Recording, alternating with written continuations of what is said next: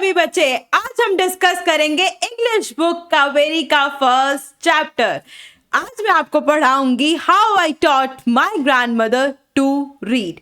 मैं आपको ये चैप्टर बहुत ही सिंप्लीफाइड लैंग्वेज में नरेट करूंगी, आपको बहुत आसानी से ये चैप्टर पता चल जाएगा।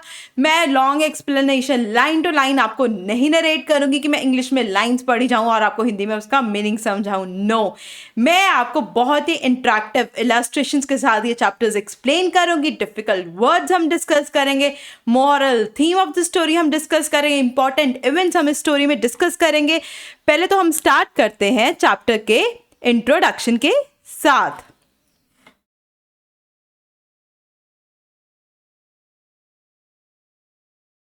जब भी हम कोई चैप्टर पढ़ते हैं, राइट, इंग्लिश का chapter, it is very important to know about the author. किसने ये चैप्टर लिखा है, पहले हम वो डिस्कस करेंगे। ये चैप्टर लिखा है बहुत ही फेमस ऑथर जिनका नाम है सुधा मूर्ति जी ने।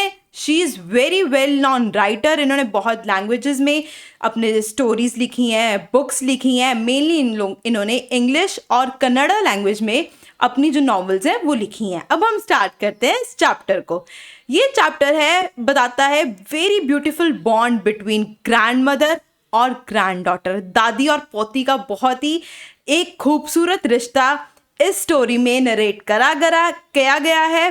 ग्रैंड मदर का नाम है कृषिका, उनकी उम्र थी 62 ईयर्स और वो इलिटरेट थे। इलिटरेट का मतलब होता है अ पर्सन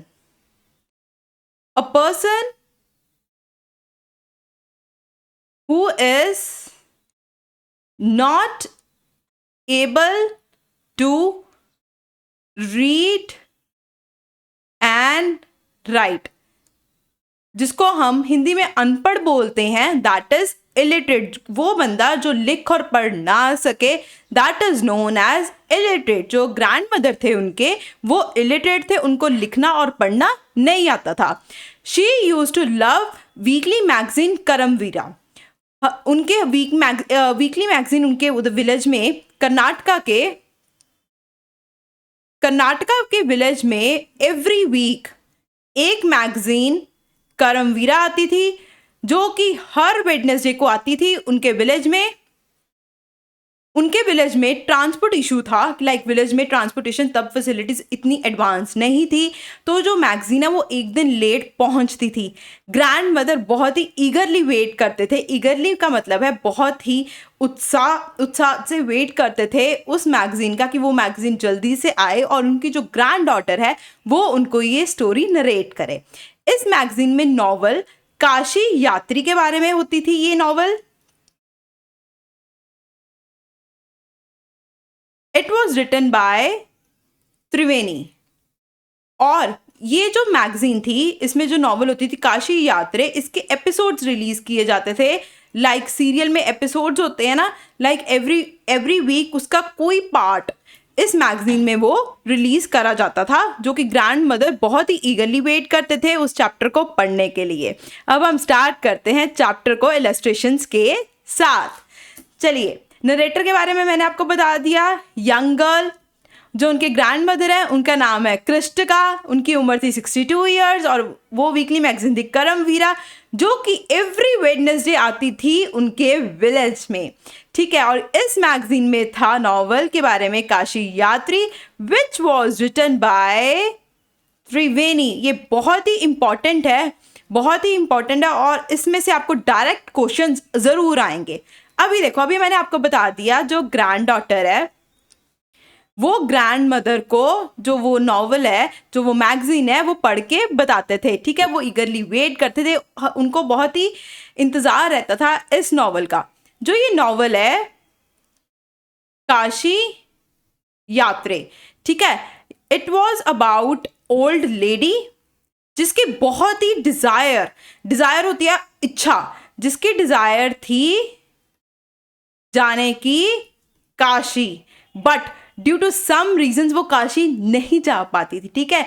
और जो ग्रैंड मदर है ना, ग्रैंड मदर भी जो नॉवल में ओल्ड लेडी थी ना, उसके साथ बहुत स्ट्रांगली वो रिलेट करते थे, ठीक है। उनको बहुत ही स्ट्रांग कनेक्शन फील होता था कि मैं भी काशी जाना चाहती हूँ, ठीक है। और वहाँ पे जो काशी में जो लॉर्ड है वेश्वरा, उनकी वो बहुत ही स्ट्रांग प्रीचर होती थी, वो चाहती थी कि वो वहाँ पे जाएं, पूजा करें और पुण्य कमाएं। और स्टोरी के एंड में भी एक बहुत ही इंपॉर्टेंट चीज़ बताई गई है कि ग्रैंड मदर के पास बहुत सारी सेविंग्स थी, ठीक है, और वो काशी जाना चाहते थे। और एंड में क्या होता है कि जो सारी अपनी वो सेविंग्स है ना, वो एक ऑर्फन एक लड़की को दे देते हैं। ऑर्फन लड़की की वो किस में दे देते हैं? वेडिंग में उसकी हेल्प कर देते हैं। तो इसके कारण वो ग्रैंड मदर को एक बहुत स्ट्रॉन्ग कनेक्शन फील होता था ओल्ड लेडी के साथ, इसलिए उनको वो मैगजीन पढ़ना बहुत ज़्यादा पसंद था। अब जब वेडनेसडे को वो आ जाती थी, मैगजीन आ जाती थी, ठीक है, और ग्रैंड डॉटर उनको पढ़ के सुनाती थी, ठीक है। नेक्स्ट डे जब वो टेम्पल जाते थे ना, अपने फ्रेंड्स के साथ, अपने ग्रुप ऑफ फ्रेंड्स के साथ टेम्पल में वो स्टोरी डिस्कस करते थे, उनको वो स्टोरी नरेट करते थे, बताते थे मैंने ये पढ़ी है, मेरी ग्रैंड डॉटर ने सब कुछ मेरे को बताया है। उनको बहुत अच्छा लगता था उनको स्टोरी बताना। एक दिन क्या हुआ, जो हमारे नरेटर हैं उनको किसी शादी में जाना पड़ गया, ठीक है। उन्होंने जाना था सिर्फ और सिर्फ 1 या 2 दिन के लिए, बट वो वहाँ पे रुक गए हफ्ता, अ वीक वहाँ पे वो रुक गए शादी में, अपने कजन्स के साथ वो चले गए। और जब वो वापस आए, उन्होंने देखा उनकी grand mother, she was literally in tears, वो रो रहे थे। नरेटर ने पूछा, दादी आप क्यों रो रहे हो, क्या हुआ? नरेटर ने बहुत पूछा और दादी कुछ नहीं बोले। नरेटर इस सिचुएशन में दादी को देख के बहुत ज़्यादा शॉक में आ गए, क्योंकि उन्होंने हमेशा अपनी दादी को as a very strong woman देखा है, उन्होंने कभी अपनी दादी की आंखों में आंसू नहीं देखे। वो बहुत ही सरप्राइज्ड हुए कि उनकी दादी क्यों रो रही हैं। Then at night when the granddaughter was sleeping, grandmother उनके पास आए, उन्होंने अपनी स्टोरी उनको बतानी शुरू कर दी। Story when she was a kid, जब वो छोटे थे। उन्होंने बताया छोटी उम्र में उनकी जो मदर है उनकी डेथ हो गई, ठीक है, और उनके फादर ने रीमैरिज करवा ली, उनके फादर ने सेकंड मैरिज करवा ली, ठीक है।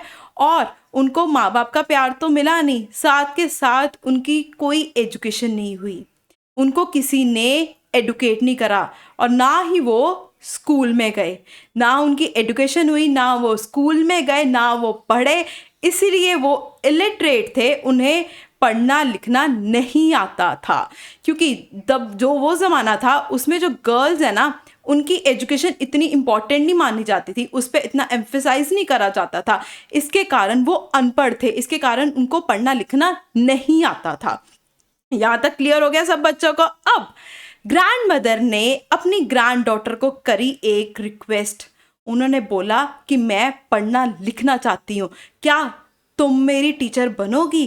क्या तुम मेरे को कन्नड़ लैंग्वेज सिखाओगी? क्या तुम मुझे उस लैंग्वेज के अल्फ़ाबेट सिखाओगी? तो ग्रैंड डॉटर बहुत सरप्राइज्ड हुए, क्योंकि grand mother she was 62 years old, उनके हैंड्स रिंकल थे, वो उनके बाल सफ़ेद थे, इस उम्र में वो she wanted to study, she wanted to learn. और जो ग्रैंड डॉटर है, शी सेड यस, मैं आपको पढ़ाऊंगी, मैं आपको बताऊंगी, सारी लैंग्वेज मैं आपको सिखाऊंगी। और जो ग्रैंड मदर है, उन्होंने अपने आप को दे दी एक डेडलाइन, उन्होंने कहा सरस्वती पूजा जो होती है दशहरे के दिन, दशहरा मीन्स दशहरा, जो कि 10 days लॉन्ग फेस्टिवल होता है, that is a festival, that is a victory of good over evil. उस दिन सरस्वती पूजा होती है। उस दिन उन्होंने कहा कि मैं नॉवल खुद पढ़ के बताऊंगी। Grand mother she was resilient, she was determined, और उन्होंने वही करा। सरस्वती पूजा के दिन उन्होंने वो नॉवल पढ़ के बताई, और जो ग्रैंड डॉटर है वो बहुत खुश हुई। ग्रैंड मदर ने एक बहुत ही सरप्राइजिंग और शॉकिंग चीज़ भी करी, उन्होंने टच करे ग्रैंड डॉटर के फीट। ग्रैंड डॉटर सरप्राइज होगी, नरेटर सरप्राइज होगी कि आप मेरे फीट क्यों टच कर रहे हो, आप बड़े हो। हमेशा से हम लोगों ने यही सीखा है कि अपने से बड़ों के हमें पैर छूने चाहिए, चाहे वो गॉड हो, टीचर्स हो, पेरेंट्स हो। मैं तो आपसे छोटी हूँ, आप मेरे पैर क्यों छू रहे हो? ग्रैंड मदर ने बोला कि आप मेरी गुरु हो, आप मेरी फर्स्ट टीचर हो जिसने मुझे पढ़ना और लिखना सिखाया। As a matter of respect she is Boeing.